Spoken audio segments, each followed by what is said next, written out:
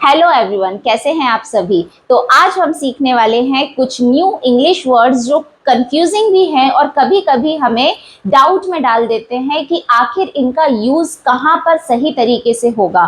तो आज का वीडियो क्यों इम्पोर्टेंट होने वाला है ये मैं आपको बताऊंगी, लेकिन उससे पहले आप जल्दी से मेरे वीडियो को लाइक, शेयर और सब्सक्राइब कर दीजिए। और अगर आप चैनल पे न्यू हैं तो press the bell icon for the upcoming videos. तो ये वीडियो क्यों इम्पॉर्टेंट है, अगर आप किसी भी टीचर का इंटरव्यू देने जा रहे हैं, अगर आप एक स्टूडेंट हैं और आप अपनी स्पोकन इंग्लिश को और एनरिच एंड एडवांस करना चाहते हैं। जब आप इंग्लिश में बात करते हैं तो आपको लगता है कि हाँ, आप कहीं पर वोकैब में फंस रहे हैं, आपको वो प्रॉपर इंग्लिश का वर्ड नहीं आ रहा है। और एक और इम्पॉर्टेंट बात, अगर आप टीचर हैं और क्लास में अपनी क्लास को और ज़्यादा एडवांस बनाना चाहते हैं, बच्चों के लिए इफेक्टिव बनाना चाहते हैं, तो ये वीडियो आपको ज़रूर देखना चाहिए, क्योंकि ये बहुत ही इम्पॉर्टेंट है और बहुत ही स्पेशल वर्ड्स आज मैं आपके लिए लेकर आई हूँ। तो चलिए जल्दी से स्टार्ट करते हैं आज के वीडियो को। और हाँ, ग्रेड 2 का भी एग्ज़ाम आने वाला है, एमपी ग्रेड 2 का, मिडिल स्कूल टीचर का। उस पॉइंट ऑफ व्यू से भी किसी भी कॉम्पिटिटिव एग्जाम के लिए ये वीडियो बहुत ही इम्पॉर्टेंट होने वाला है। तो चलिए देखते हैं कि वो क्या हैं वर्ड्स और उनका मीनिंग क्या है और कैसे ये हमें कंफ्यूज करते हैं। तो फर्स्ट जो सेट ऑफ वर्ड है वो है डेकोरम और ऑप्युलेंट। डेकोरम और ऑप्युलेंट।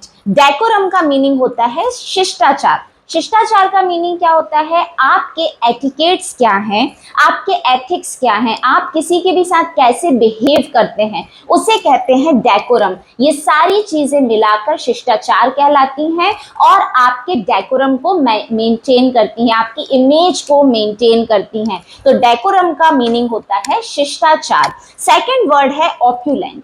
ऑप्युलेंट क्या होता है, अगर हमें किसी भी चीज की रिचनेस को बताना है, even for the status, if I want to use the word rich, in place of rich I can use the word opulent. Okay, so the two words are decorum and opulent. अब अगर आप किसी भी teacher interview के लिए जा रहे हैं तो ये क्वेश्चंस पुट अप कैसे होते हैं, डायरेक्टली आपसे वर्ड पूछे जा सकते हैं कि आप इन वर्ड्स का मीनिंग बताइए, या फिर आपको मीनिंग बताई जा सकती है और आपसे बोला जा सकता है कि इसके लिए एक पर्टिकुलर वर्ड क्या होगा, या फिर आपको वर्ड बताकर और उसकी स्पेलिंग भी लिखवाई जा सकती है। तो अब आप स्पेलिंग में कैसे कंफ्यूज होंगे वो हम यहाँ पर देखते हैं। सेकंड सेट ऑफ वर्ड है, देखिए देखने में ये बहुत सिमिलर लग रहा है और इसका प्रोनाउंसिएशन भी सेम है। प्रोनाउंसिएशन क्या है, difference, difference, but the difference in the spelling is, here it is EF and in the second spelling it is IFF.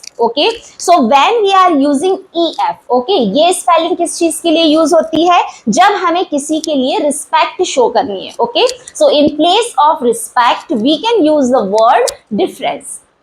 Second difference, ये बहुत ही कॉमन वर्ड है जो हम यूज करते हैं, it is for the distinction. जब आपको कोई दो प्लेस का डिस्टेंस बताना है तो भी डिफरेंस का यूज हो सकता है। जब आपको दो चीजों की अपोजिट प्रॉपर्टीज के बारे में बताना है तब भी हम डिफरेंस वर्ड का यूज करते हैं। थर्ड एंड मोस्ट इंपॉर्टेंट जो मैक्सिमम डेमो में पूछा गया है, ये मैं आपको बताने वाली हूँ, it is eminent and imminent. Okay, यहाँ पर डिफरेंस है ई का और आई का।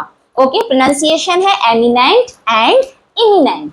एमिनेंट का होता है meaning famous and respected. Okay, जब भी हम किसी पर्सन, किसी प्लेस या किसी भी चीज के बारे में बोलना चाहते हैं कि ये फेमस और रिस्पेक्टेड है, इट मीन्स दैट थिंग और that person is eminent. Okay, the spelling is EMINENT।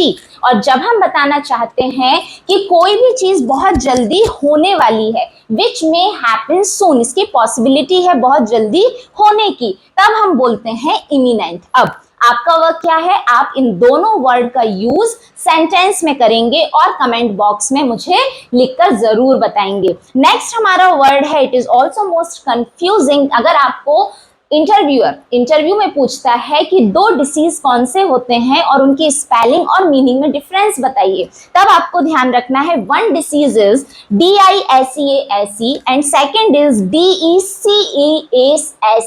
Okay, so it is ISEASE, it is ECEASE. दोनों का प्रोनाउंसिएशन है disease, but the difference is this is well aware about you are, it is illness। बीमारी के लिए हम इस disease का use करते हैं जिसमें ISEA आता है, लेकिन जहां पर ECEA आ रहा है उसका मीनिंग होता है डेथ।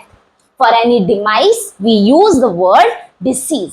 ओके, ये आपको पता होना चाहिए।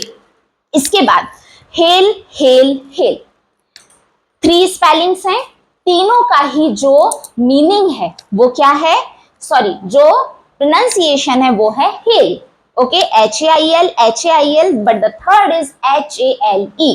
प्रोनाउंसिएशन होता है HAYL hello. Okay, first hello आपको पता है, एक 3 फॉर्म्स ऑफ बारिश होते हैं, that is rainfall. Okay, rain होती है, second is snow and third is hello. ये हेल क्या होता है, ओले गिरना, इसे कहते हैं फ्रोजन ड्रॉप ऑफ वाटर, इसे कहते हैं हेल। सेकेंड हेल होता है डिस्क्राइब समबडी एज। ओके, जब हम किसी को बहुत ही इंपॉर्टेंट प्लेस की तरह एक्सप्लेन कर रहे हैं, ओके, कि ये पर्सन इस चीज में बहुत ही परफेक्ट है, उस टाइम हम इसका यूज करते हैं हेल वर्ड के रूप में। Okay, it is held as Qutub Minar, मतलब जैसे कुतुब मीनार इतने सालों से खड़ा है, ये भी अपने प्लेस पर, ये भी अपनी पोजीशन पर इतने सालों से बिना किसी गलतियों के काम कर रहा है। ओके, तो हम इस तरीके से किसी को डिस्क्राइब कर सकते हैं हेल वर्ड का यूज करके। Third is HALE hello.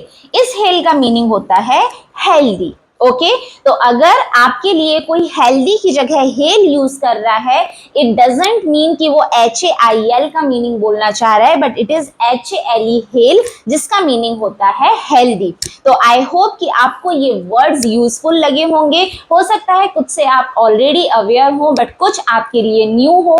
I hope कि आज मैंने आपको कुछ इंपॉर्टेंट इंफॉर्मेशन दी होगी। नाउ आपका होमवर्क क्या है, आपका होमवर्क है कि देयर आर 3 बात बात बात बात। ओके, आप इन तीनों बात की स्पेलिंग लिखेंगे और इनका मीनिंग कमेंट बॉक्स में लिखेंगे। आई वांट टू नो कि आप कितने लोगों को इसका मीनिंग पता है, और जिनको नहीं पता है वो भी ऑनेस्टली मुझे बताएंगे कि आपको इसका मीनिंग नहीं पता है। नो चीटिंग, नो गूगल, सिर्फ हमें अपना नॉलेज एनहेंस करना है, इंक्रीज करना है। वो तभी होगा जब आप ऑनेस्ट होंगे। तो इसी तरीके से आगे भी इंफॉर्मेटिव और इम्पोर्टेंट वीडियोस के लिए don't forget to like, share and subscribe my channel. और भी बहुत सारे टीचिंग जॉब से रिलेटेड, टीचिंग कैरियर से रिलेटेड वीडियोस आते रहेंगे आपकी टीचिंग को और एनहांस करने के लिए, एम्पावर करने के लिए। तब तक के लिए थैंक यू सो मच।